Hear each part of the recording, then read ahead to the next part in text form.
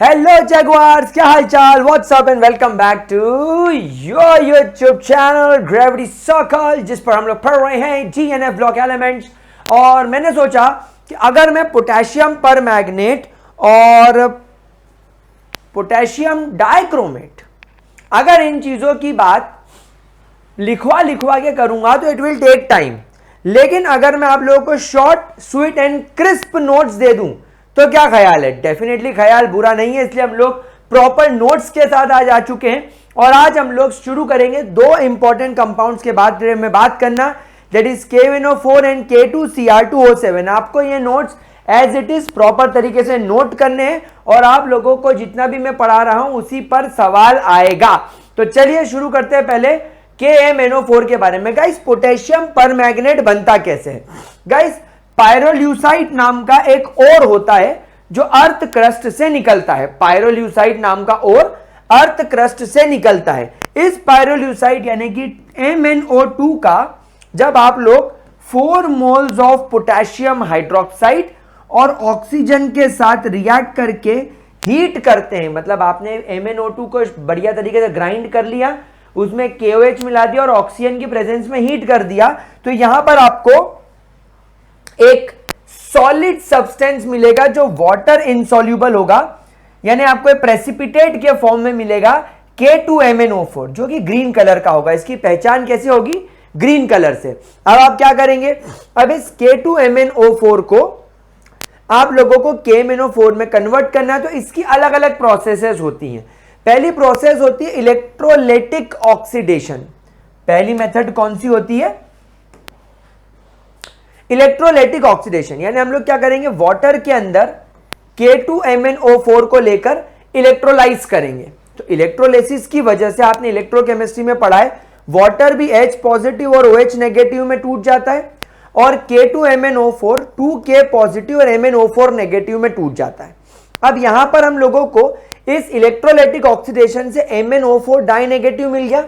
हम इस MnO4 die negative को जब देखेंगे तो ये क्या करेगा, अपने इलेक्ट्रॉन को लूज करता हुआ दिखाई देगा।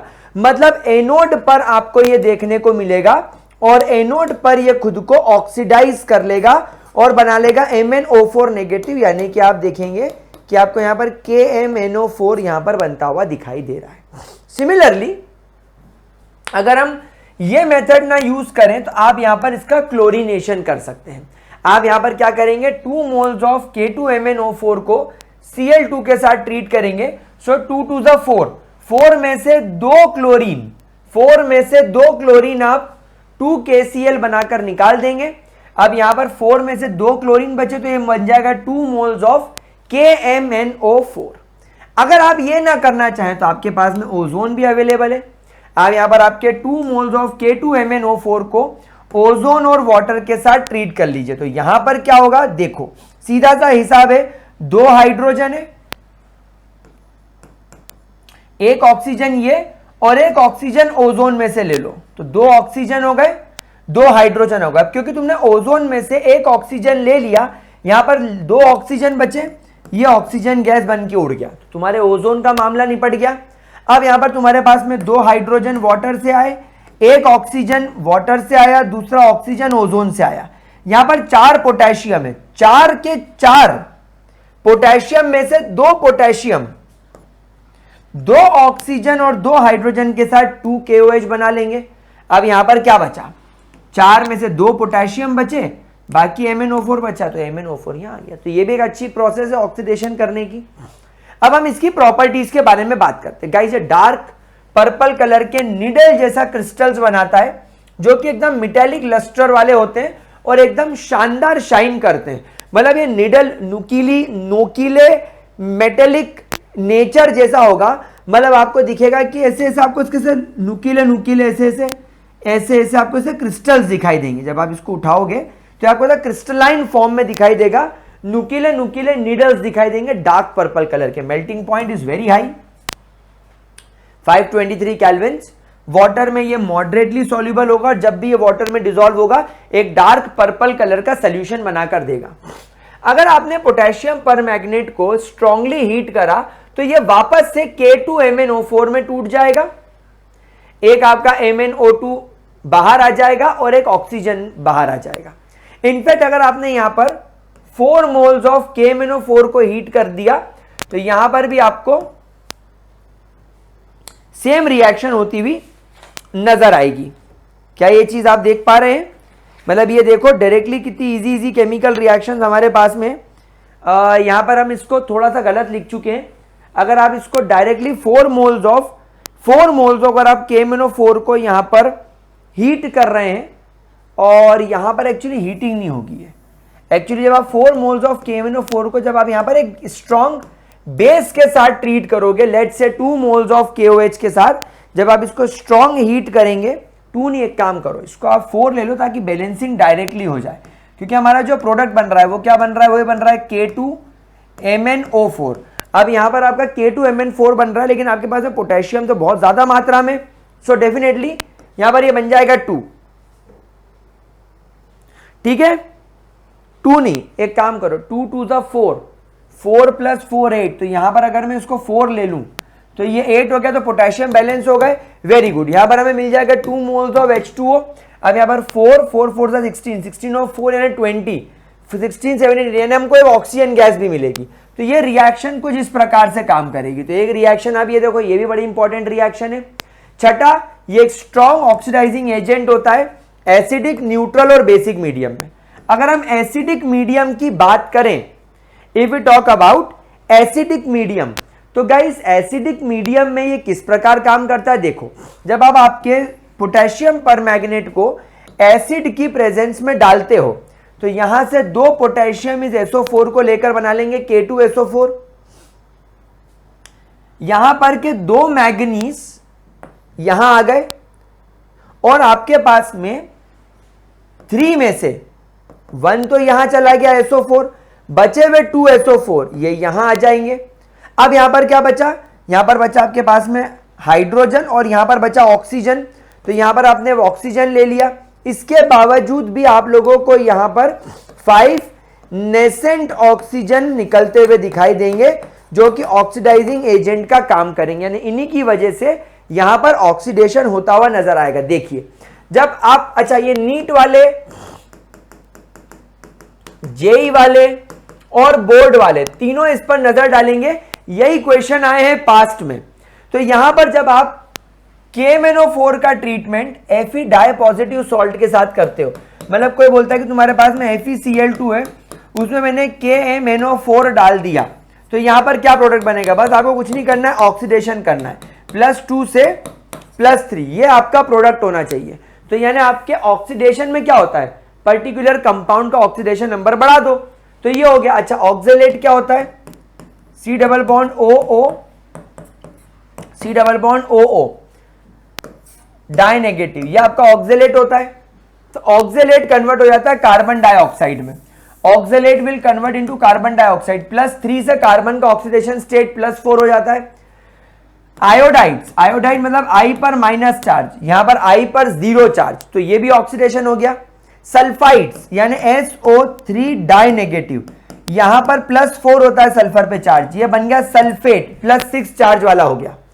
H2SO4 में सल्फर पर आ जाता है +6 चार्ज, यहां पर सल्फर पर था +4 चार्ज, तो ये भी ऑक्सीडेशन हो गया। मतलब तुमको ऑक्सीडेशन खेलना है। और यहां पर तुम्हारा इथेनॉल कन्वर्ट हो जाएगा इथेनल में। ये ऑर्गेनिक केमिस्ट्री की रिएक्शन है। आगे बढ़ते हैं और बात करते हैं न्यूट्रल मीडियम की। अगर आपने KMnO4 को वाटर में डाल दिया, अगर आपने KMnO4 को वाटर में डाल दिया तो क्या होगा? ओए मेरा पेन टूट गया क्या? जुड़ गया। ओके, तो ये 2 पोटेशियम या वाटर में से एक ऑक्सीजन यहां से लेके और 2 हाइड्रोजन लेके 2 KOH बना लेगा। यहां पर बचा MnO2, बचे 3 ऑक्सीजन, वो नेसेंट ऑक्सीजन बन के निकल जाएंगे। ये नेसेंट ऑक्सीजन क्या करेंगे? Definitely oxidation. अगर तुम्हारे पास में H2S है, यहां पर सल्फर पर -2 चार्ज है, यहां पर सल्फर पर 0 चार्ज है, मतलब ऑक्सीडेशन हो गया। MnSO4 में आप देखो, यहां पर Mn पर कितना चार्ज होगा? -6 और -8, यानी कि यहां पर +2 चार्ज होगा, लेकिन यहां पर +4 चार्ज हो गया। Na2H2O3 में यहां पर आप देखो सल्फर पर वही +6 चार्ज आ गया, यहां पर आई थिंक +2 या +4 होगा, आप कैलकुलेट कर लेना। तो ये ऑक्सीडेशन हो गया। अल्कलाइन मीडियम की अगर हम बात करें तो KMnO4 को अगर आप 2KOH में डालोगे तो वही रिएक्शन होगी जो थोड़ी देर पहले हो रही थी, 2K2MnO4 बन गया, वाटर बनकर और एक नेसेंट ऑक्सीजन निकल गया। जब आप बेसिक मीडियम में पोटेशियम आयोडाइड डालोगे तो यहां पर -1 चार्ज है, लेकिन यहां पर आयोडीन पर +5 चार्ज हो जाता है, तो ऑक्सीडेशन हो गया। यहां पर अब आप देखो, यहां पर तुम्हारे पास में CH2 double bond CH2 ethene है, तो ये इथेन डायोल हो गया, तो यहां पर भी ऑक्सीडेशन हो गया। यहां पर हाइड्रोजन ही हाइड्रोजन थे, लेकिन यहां पर ऑक्सीजन ऐड हो गया, तो ये हो गया आपका ऑक्सीडेशन। तो ये आपके KMnO4 की कंप्लीट रिएक्शंस है। इसके क्या क्या यूजेस हो सकते हैं? एक तो आपने देखा होगा पोटेशियम परमैंगनेट ड्राई सेल्स में यूज होता है, स्ट्रॉन्ग ऑक्सीडाइजिंग एजेंट होने की वजह से बहुत अच्छा डिसइंफेक्टेंट है, ऑक्सीडाइजिंग एजेंट तो है ही, और वॉल्यूमेट्रिक एनालिसिस में यूज होता है क्योंकि ये ऑक्सीडाइजिंग एजेंट है, तो ये खुद रिड्यूस होके सामने वाली चीज को ऑक्सीडाइज करके आपको रिजल्ट दे देगा, तो आप एक अननोन सॉल्ट को इसकी मदद से पहचान सकते हो। अब इसके बाद हमारे पास में आ गया, सो गाइस अनअकैडमी से एक बहुत इंपॉर्टेंट अपडेट आ रहा है, UNACT आ चुका है। अगर इस बार आप UNACT क्रैक करते हैं तो आप लोगों को अनअकैडमी सब्सक्रिप्शन पे 100% तक की स्कॉलरशिप मिल सकती है। IIT JEE का स्टूडेंट हो, नीट का स्टूडेंट हो, क्लास 9 से लेकर 12th स्कूल एग्जाम्स के स्टूडेंट्स हो, आप कोई भी इस टेस्ट को ले सकते हैं। अगर आप इस टेस्ट को क्लियर करते हैं तो आपको यूरोस्पेस सेंटर का भी फ्री ट्रिप मिल सकता है। 8th एंड 15th अक्टूबर को एग्जाम होगा। Use my code gravity and link description box में है। अगला सॉल्ट पोटेशियम डाइक्रोमेट K2Cr2O7। आइए इसकी प्रिपरेशन देखें। गाइस आपके पास में FeCr2O4 नाम का एक सॉल्ट होता है, ये एक प्रकार का ओर होता है जो अर्थ क्रस्ट से निकलता है। इसका ट्रीटमेंट जब आप लोग 16 मोल्स ऑफ NaOH और ऑक्सीजन के साथ करते हो तो यहां पर ये बना लेता है Na2Cr O4, यानी यहां पर एक्चुअली सोडियम ने आयरन को डिस्प्लेस कर दिया मोर रिएक्टिव होने की वजह से। यहां पर Fe2O3 अलग हो गया और वाटर मॉलिक्यूल अलग हो गया। अब हमारे काम की ये चीज है, अब हम इस Na2CrO4 को H2SO4 के साथ में ट्रीट करेंगे, तो यहां पर ये कन्वर्ट हो जाएगा Na2Cr2O7 Na2SO4, क्योंकि तुम्हारे पास में 2 to the 4 सोडियम है, तो 4 सोडियम में से 2 सोडियम SO4 के साथ Na2SO4 बना लेंगे। ये 2 हाइड्रोजन 1 ऑक्सीजन लेकर वाटर बना लेंगे, और 4 to the 8 ऑक्सीजन में से 1 ऑक्सीजन वाटर में चला गया तो 7 ऑक्सीजन बचे, ये 2 क्रोमियम बचे और 2 सोडियम बचे, तो ये बन जाएगा Na2Cr2O7। फिर इस Na2Cr2O7 को हम KCl के साथ ट्रीट कर देंगे। Again displacement, more reactive metal less reactive metal को डिस्प्लेस कर देगा, तो सोडियम पोटेशियम की जगह ले लेगा, डबल डिस्प्लेसमेंट हो जाएगा और बन जाएगा K2Cr2O7। बिल्कुल इजी मेथड ऑफ प्रिपरेशन है, आपको इसको एज इट इज मेमोराइज करनी है। एंड कोई भी एग्जाम हो, बोर्ड हो, जेई हो, नीट हो, आपको इसको एज इट इज बनाना है। जेई नीट में थोड़ा टफ कर देते हैं, स्टार्टिंग मटेरियल गायब कर देंगे, ये गायब कर देंगे, ये गायब कर देंगे, यहां पर ये गायब कर देंगे, ये गायब कर देंगे, कुछ एक चीज इसमें गायब कर देंगे जो आपको ढूंढनी होगी। तो अगर आपको आती है तो कोई चिंता वाली बात ही नहीं है ना। पोटेशियम डाइक्रोमेट ऑरेंज कलर का होता है, इसका मेल्टिंग पॉइंट KMnO4 से भी ज्यादा होता है, 670 केल्विन। ये गर्म पानी में एप्रिशिएबली सॉल्युबल होता है, लेकिन मॉडरेटली सॉल्युबल होता है कोल्ड वाटर में। एक ऑरेंज कलर का सोल्यूशन देता है क्योंकि ऑरेंज कलर का होता है। अगर हम KMnO4 को हीट करें तो ये 4 moles of K2Cr O4 Cr2O3 और ऑक्सीजन में टूट जाएगा, यानी जिस कंपाउंड से ये बना है Na2Cr2O7 से K2Cr2O7 बना है, तो जब आप इसे हीट करेंगे तो ये K2CrO4 में टूट जाएगा। ये बहुत अच्छे ऑक्सीडाइजिंग नेचर का होता है। कैसे? जब आप K2Cr2O7 को एसिडिक मीडियम में डालते हो तो ये खुद को देखो रिड्यूस कर लेता है, ये खुद को रिड्यूस कर लेता है, वाटर मॉलिक्यूल रिलीज कर देता है, और ये इलेक्ट्रॉन खुद एक्सेप्ट कर लेता है। तो ये जो इलेक्ट्रॉन एक्सेप्ट कर रहा है, ये इलेक्ट्रॉन डेफिनेटली इन किसी कंपाउंड से आ रहे होंगे, तो it is a very good electron acceptor, ताकि खुद रिड्यूस हो जाए। एग्जांपल आयोडाइड्स, I नेगेटिव, तो आयोडाइड अपने इलेक्ट्रॉन छोड़ेगा, ये K2Cr2O7 उसके इलेक्ट्रॉन ले लेगा, खुद रिड्यूस हो गया, और आयोडीन को इसने ऑक्सीडाइज कर दिया।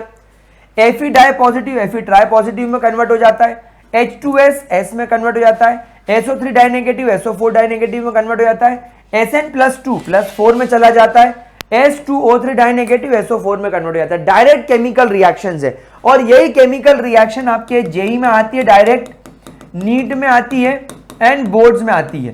तो ये केमिकल रिएक्शन में आपको कोई दिमाग नहीं लगाना है, बस ऑक्सीडेशन नंबर बढ़ाना है। मतलब ट्रिक समझे, आयरन +2 है, ऑक्सीडाइज होकर क्या बनाएगा +3, काम खत्म। सल्फर 0 है, +2 में चला जाएगा, +2 है +4 में चला जाएगा, +4 है +6 में चला जाएगा, +2 है +4 में चला गया, इस तरीके से +3 है +6 में चला गया, इस तरीके से कन्वर्ट होगा। गाइस अगला टॉपिक इस क्रोमाइल क्लोराइड टेस्ट। बोर्ड वाले बच्चे अपने दिल पर इसको लिख ले, यहां लिख ले अपने दिल पे, क्योंकि ये बहुत बार पूछा जाता है। K2Cr2O7 को क्रोमाइल टेस्ट के अंदर हम NaCl और H2SO4 के साथ ट्रीट करते हैं। तो यहां पर क्या होता है, यहां पर आपका H2SO4 और ये 2 सोडियम मिलकर 2 मोल्स ऑफ KHSO4 बना देते हैं। ये 4 सोडियम 4 NaHSO4 बना लेते हैं। बचे हुए हाइड्रोजन वाटर लेके बाहर चले जाते हैं। अब यहां से बचे आपके 4 क्लोरीन, यहां पर बचे आपके 2 क्रोमियम और यहां पर बचे आपके 4 ऑक्सीजन। ये 2CrO2Cl2 बनाते हैं, which is your chromyl chloride. तो क्रोमाइल क्लोराइड का फॉर्मेशन इस बात का प्रूफ है कि जब आप NaCl और H2SO4 में कोई सॉल्ट डाल रहे हैं, कोई ऑक्सीडाइजिंग एजेंट डाल रहे हैं, तो वो K2Cr2O7 है। ऑक्सीडाइजिंग एजेंट का ट्रीटमेंट H2O2 के साथ। तो गाइज यहां पर K2Cr2O7 एसिडिक मीडियम में जब H2O2 से रिएक्ट करता है तो यहां पर बनाता है CrO5 and 5 water molecules. Now guys ये जो कंपाउंड है क्रोमियम पेंटाऑक्साइड, ये क्रोमियम पेंटाऑक्साइड टेक्निकली देखने पर आप बोलोगे अरे बाप रे +10 ऑक्सीडेशन स्टेट, क्या +10 ऑक्सीडेशन स्टेट वाला कंपाउंड इस दुनिया में एग्जिस्ट करता है? हम जवाब देंगे नहीं, वो नहीं करता है। फिर सर कैसे हुआ? आप इसके स्ट्रक्चर को देखो, क्रोमियम पर एक ऑक्सीजन डबल बॉन्ड से कनेक्टेड है, तो ये इसको +2 कंट्रीब्यूट कर रहा है, लेकिन ये 2 ऑक्सीजन के बीच में पेरोक्साइड लिंकेज है, तो ये -1 ये -1 ये -1 ये -1 मिलके इस पर -1 -1 -2 टोटल +6 चार्ज कंट्रीब्यूट कर रहे हैं। तो यहां पर तुम्हारे क्रोमियम पर एक्चुअली +6 चार्ज है और इसी वजह से ये स्टेबल रहता है पायरिडीन और ईथर के अंदर। ये कंपाउंड क्यों स्टेबल होता है? +10 ऑक्सीडेशन स्टेट क्यों दिखता है? क्या +10 ऑक्सीडेशन स्टेट है या इसमें इसका ऑक्सीडेशन स्टेट कितना है? ये क्यों स्टेबल है?